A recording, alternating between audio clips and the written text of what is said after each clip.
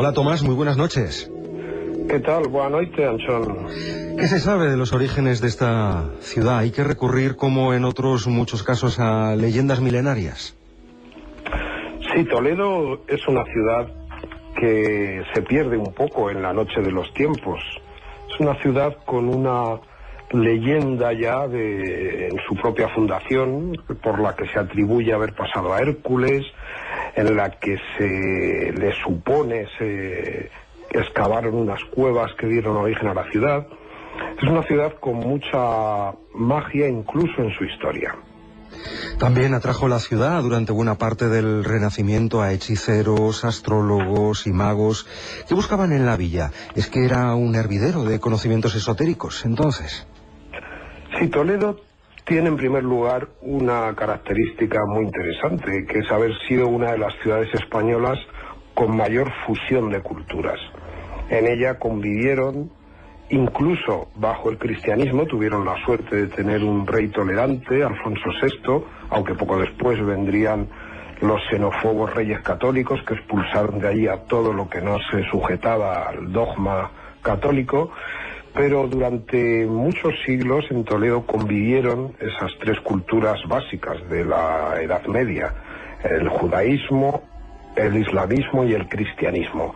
Esa fusión yo creo que dio origen a una serie de conocimientos mestizos, a unos accesos al conocimiento, podríamos decir, muy interesantes. El Toledo, de alguna forma, igual que es un crisol de culturas, es también un crisol de muchas energías que han ido poco a poco con el tiempo fusionándose y haciendo de ella pues esa ciudad tan asombrosa, multiétnica, enigmática, misteriosa que es el Toledo de hoy.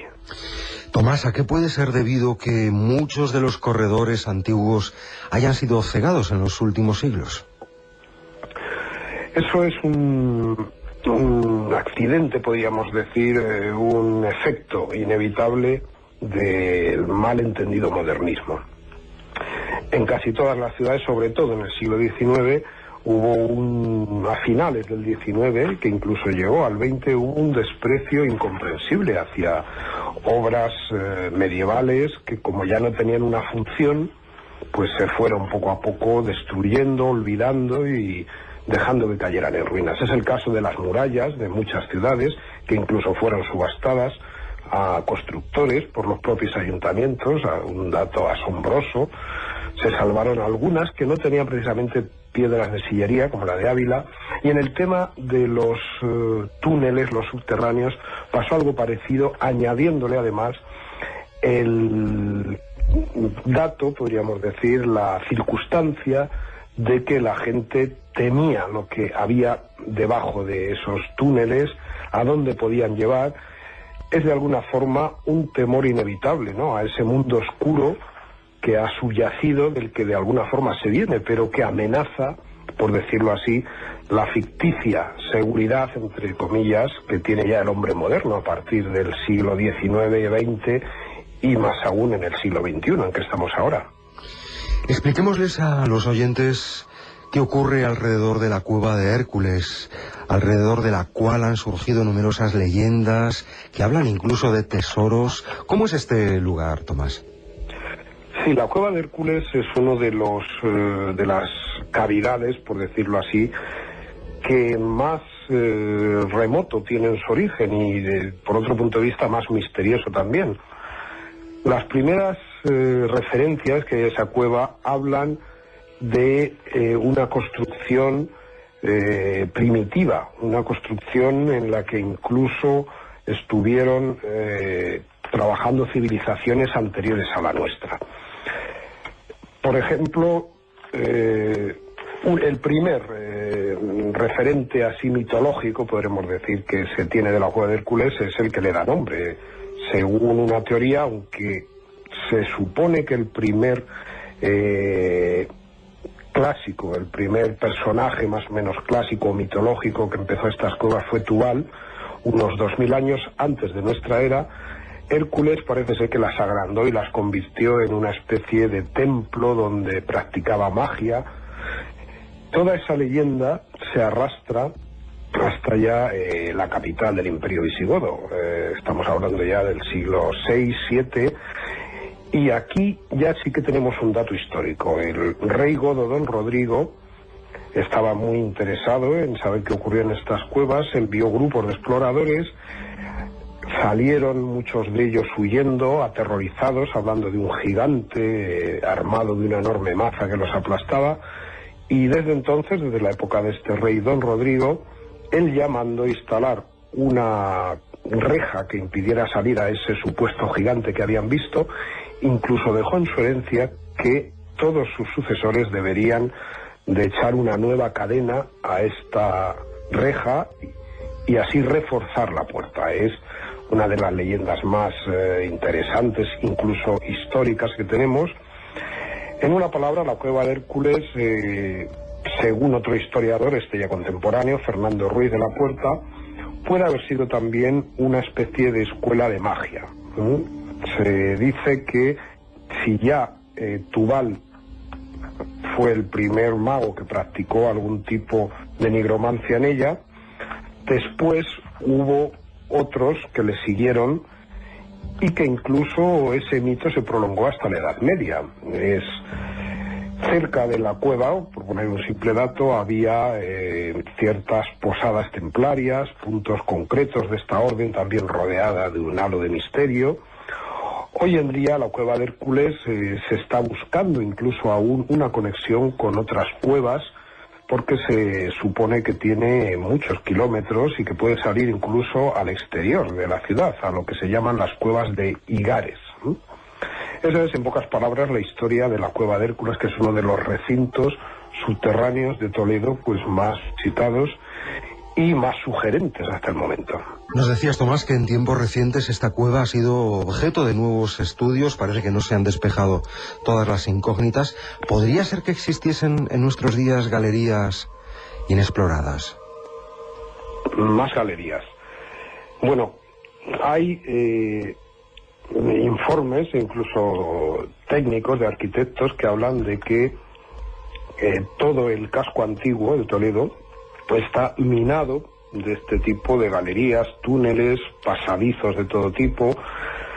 Hoy en día se pueden visitar algunos sótanos donde estos pasadizos se fueron cegando, precisamente por ese miedo a lo que pudiese subyacer allí, ¿no? Hay librerías como Hoja Blanca, justo en el centro de Toledo, que tiene una de estas galerías cegadas, donde se pueden apreciar incluso los escalones que daban acceso a otros niveles. Y hay uno de los lugares más interesantes, que además sí tiene abierta las visitas turísticas, es lo que se conoce con el nombre de Hipogeo de San Miguel, también como Casa del Duende. Lo de Casa del Duende fue una especie de apodo que se le puso ya en el siglo XIX. El Hipogeo de San Miguel tiene otra historia también, esta más maligna, podríamos decir. Parece ser que aquí hubo instaladas unas mazmorras durante la época romana y que esas mazmorras se pudieron seguir utilizando, no se sabe hasta cuándo. Hay una noticia ya reciente de esta Casa del Duende, de estas cuevas o Hipogeo de San Miguel, en la cual se cuenta que en el siglo XIX allí se reunían un grupo de literatos para discutir de cualquier tema. En esa oscuridad que entonces había, alumbrados por una vela simplemente, charlaban, discutían y, bueno, imaginaban todo tipo de historias. Hoy en día, incluso algunos escritores de Toledo tienen su estudio, por llamarlo así, instalado en este tipo de cavidades, que están rodeadas de esa magia, de esa energía que parece ser, de alguna forma, potencia la creatividad. La Casa del Duende, yo tuve oportunidad de recorrerla con este guía que nos hizo de guía del Toledo subterráneo, Fernando Ruiz, y efectivamente es un auténtico laberinto, es una zona excavada sobre la misma roca viva, con diversos niveles, hasta 4, que solamente tiene una chimenea, y cuando ya después de estar recorriéndolo y tal, tuvimos una sorpresa ya que al descargar las fotos que habíamos hecho, vimos una especie de dibujo extraño que no habíamos apreciado sobre una vasija.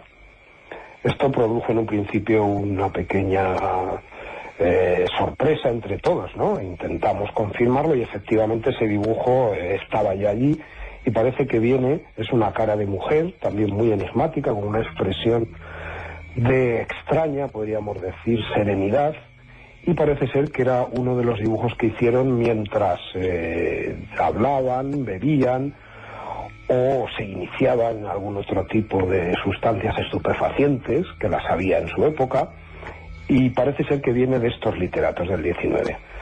Es uno de los lugares, por decirlo así, más fascinantes, en el que incluso ya en el siglo XXI han ocurrido cierto tipo de fenómenos paranormales. Mientras se hacían psicofonías dentro, esta cueva está situada en una casa privada.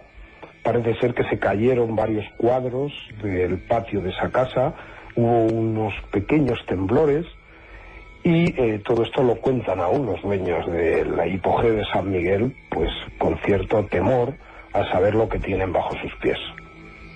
Esta madrugada, en Milenio, estamos a conversar con noso convidado neste treito do programa, Tomás Ruiz, xornalista especializado en temas históricos e tamén paranormais, sobre ese Toledo descoñecido, ese Toledo escuro e luminoso, ese Toledo subterráneo, un mundo oculto, o da cidade imperial. Bueno, la orden del Temple, ya lo conocemos todo, está rodeada desde luego de un halo de misterio y de un acceso a unos conocimientos que de alguna forma superaban o trascendían los que había en su época. Esa fue además, como todos sabéis, una de las causas de que fueran perseguidos. La Iglesia Católica no podía consentir que otras personas pudiesen practicar magia, la magia entre comillas. La magia era su exclusiva propiedad, que se hacía de una forma ritual, la Eucaristía. Sin embargo, el Temple, siendo unos caballeros cristianos, tenían otro tipo de rituales más relacionados con ese mundo de la magia. Inevitablemente, cuando querían hacer algún tipo de sus rituales, ya que todo se mantenía en un secreto obligado para evitar ese tipo de enfrentamientos, que finalmente los disolvieron, como todos sabéis. Fue una orden que fue condenada a la disolución y de alguna forma incluso luego se recicló, por decirlo, utilizando una palabra moderna, en esa zona de Calatrava, en el pleno corazón de La Mancha.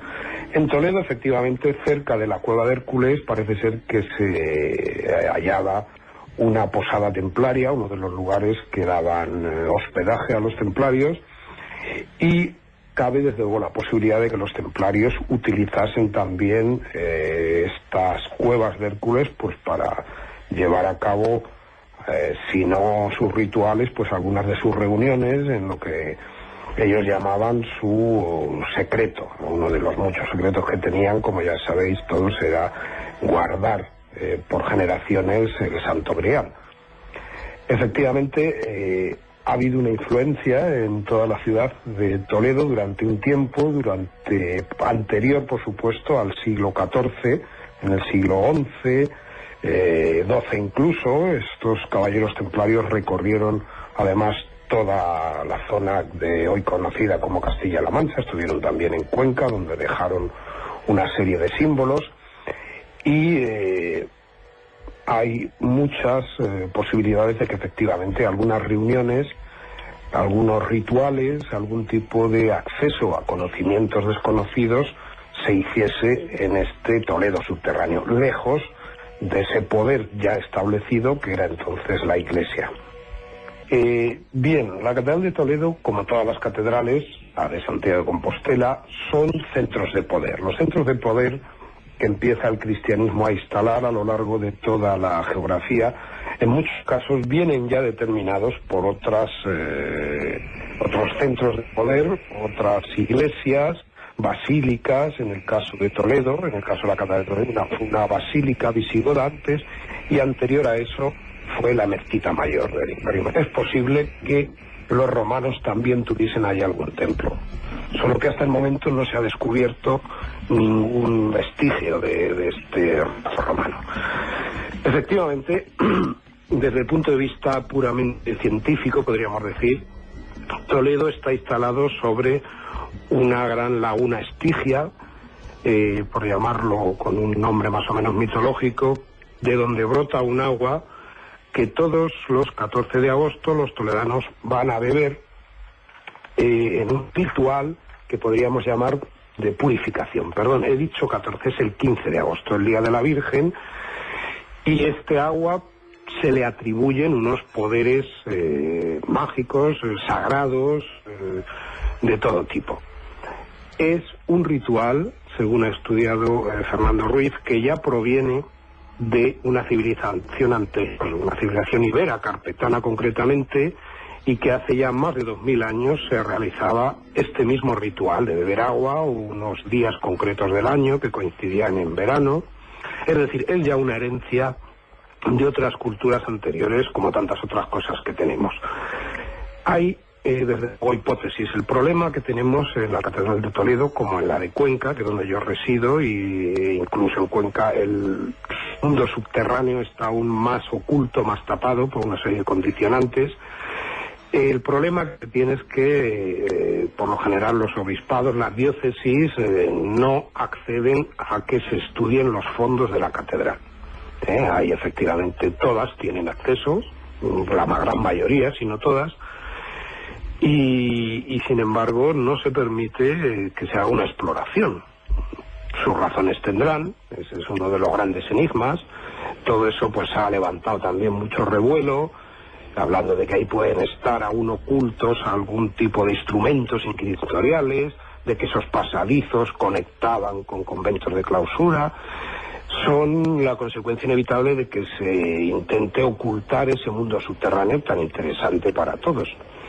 La Catedral de Toledo es, por ponerte una hipótesis más que hay ahora sobre y que está alcanzando pues bastante prestigio, si no prestigio, se está dando bastante, es el hecho de que hay un escritor ahora, toledano, conquense de nacimiento, reside en Toledo, Antonio Lázaro, que ha montado una novela de misterio, de terror casi podríamos decir, en torno a esa hipótesis de que la Catedral de Toledo debajo está hueca, y en el caso del guión de su novela, del argumento, mantiene oculta una civilización de seres venidos de otras galaxias que están esperando un momento concreto, un ritual, una ceremonia basada sobre el Necronomicon para hacer su irrupción. Esta novela se llama El Club Lovecraft y, como digo, es una aproximación muy interesante a ese mundo del Toledo subterráneo y más en concreto a la catedral.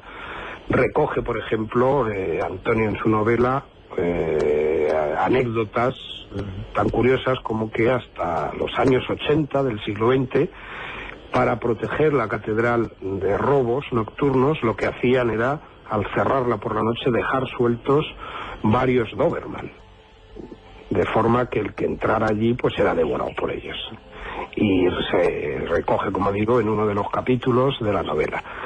Las catedrales efectivamente tienen su misterio exterior, pero también tienen ese otro misterio inferior, ese misterio oscuro que no se quiere enseñar, que forma parte de un pasado muchas veces prehistórico, primigenio, ¿no?, que se pierde en la noche de los tiempos, pero que la Iglesia prefiere tener oculto, ya que, como digo, pues a partir del siglo XV, XVI, deciden ser ellos los únicos que interpreten la magia, el enigma y el misterio. Comezábamos con moitas preguntas e imos rematar con moitas máis e ademais con esa imaginación voando despois do que nos comenta Antonio Lázaro na súa novela e esa hipótese sobre o que dades debaixo da catedral agardando por parte dunha serie de seres facer acto de presenza. En fin, todos os ingredientes, dende logo, a novela para triunfar. Toledo, unha cidade para visitar en calquera momento do ano, ou mellor aproveitando agora que temos o verán de camiño, poida ser un momento propicio para visitar eses lugares onde é posible penetrar no subsolo, visitar esas cavernas, coñecer ese hipoxeo de San Miguel, coñecer algo máis a cova de Hércules. En fin, Tomás Ruiz, foi un placer, ha sido un placer tenerte con nosotros esta noche y conocer un poco más ese Toledo luminoso y también oscuro, subterráneo. Muy amable, muchísimas gracias y hasta una pronta ocasión. Muchas gracias a vosotros.